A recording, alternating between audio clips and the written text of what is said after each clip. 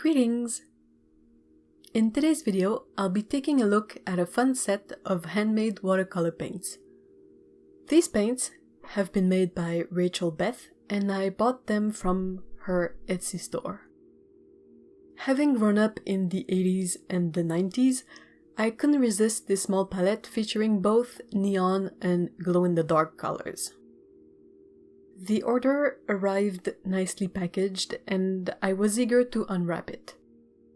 It came with a handwritten note and a dot sample of another of Rachel Beth's colors, Spearmint. This set includes 5 colors: glow-in-the-dark, black leather, neon pink, neon orange, and neon purple. The pans come with a magnet already glued to the bottom, so once unwrapped, all I had to do was to pop them back in the tin.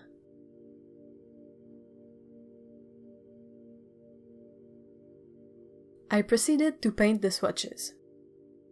The colors don't have any pigment information on the packaging, and I asked Rachel Beth about it. She told me that she'll eventually make that information available, but hadn't had time yet.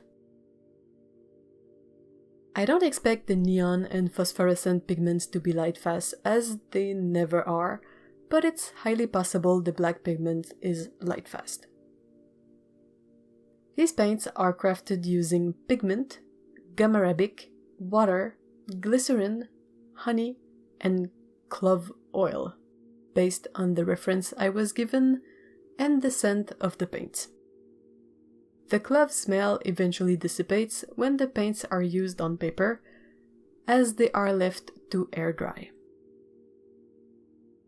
Rachel Beth Designs paints are milled by hand in small batches, made from 100% natural, non-toxic pigments. She updates her shop frequently with new paints and sets. The colors in this palette were super easy to re-wet and very bright.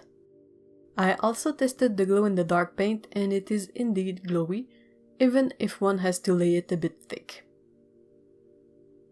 The paints blend together beautifully, and even if it's a fairly unusual color selection, it has a certain appeal for lettering and journaling. I'm not much of a letterer, so I decided to paint an abstract piece, a bit like an abstract landscape.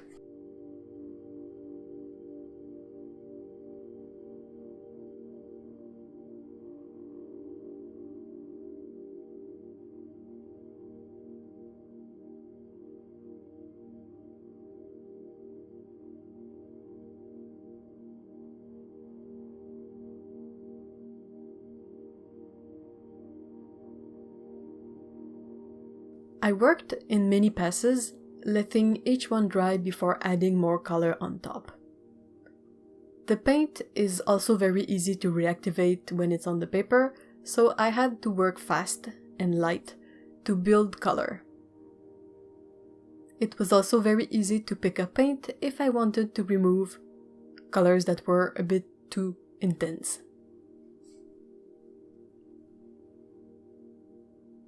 Since most of the colors are neon and in the same vicinity on the color wheel, it makes for a very limited and bright color palette. By mixing the black into the neons, or mixing the purple and the orange, I was able to get some more muted colors.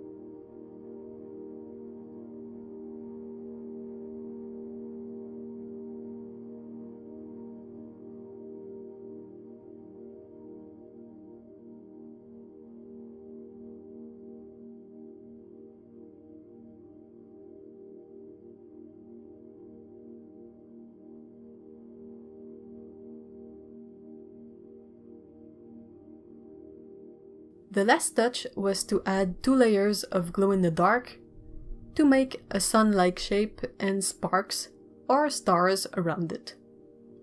It is difficult to film, but the paint did indeed glow in the dark when I closed all the lights.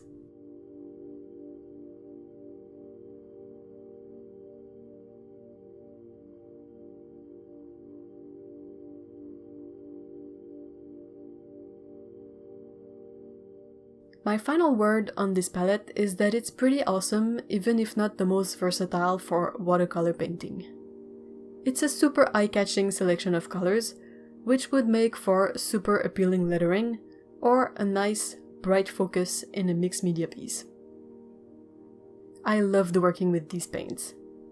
For me, there was the appeal of the nostalgia of the neon colors and the glow-in-the-dark, since even after all these years, I have a soft spot for anything that's glow-in-the-dark.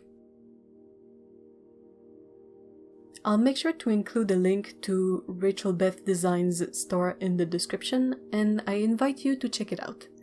She has some pretty fun and versatile palette in there, as well as some unique fun paints like the neon set or scented watercolors. Handmade paints are pretty popular lately. Have you tried some? Did you enjoy them? Let me know in the comments below. Take care, have a nice day. Bye bye.